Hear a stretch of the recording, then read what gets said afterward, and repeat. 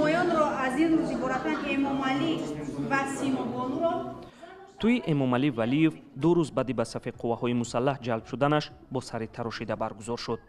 ولیев 26 ساله در شعبه روزانه دکترانتورای دانشگاه کلوب تحصیل میکند. تاریخی 23 که ساعت‌های تقریبا 4:30 بود که از کمیسریات حربی زنگ زدن که برادر شما رو ما با خدمت برادر ما زنگ زدن که ما رو از دکتر از کمیسیای دکتر کمیسریات گذرانده با خدمت حربی بردیستن. کار علمی امامعلی ولیев در باره بانک ها است.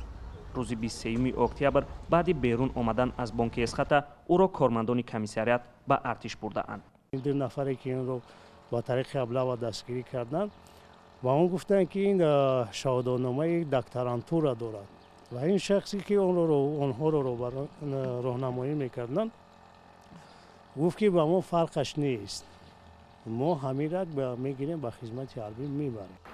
در دانشگاه دولتی کلوب هم تصدیق کردند که امامعلی ولیев اون منجوی دانشگاه بود. در دانشگاه گفتند هر کاری از دستشان آمد کرده اند ولی اون منجو را برگرداندن نتوانستند.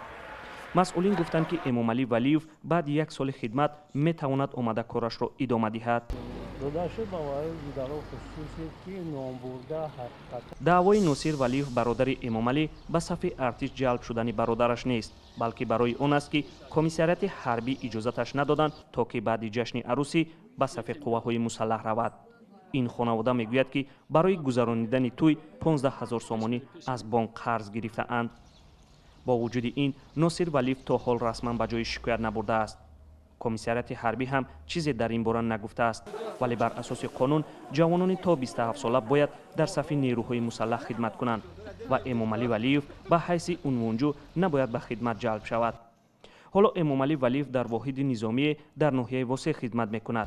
ناصر ولیев میگوید برای برگردانیدن برادرش از راههای قانونی مبارزه خواهد برد.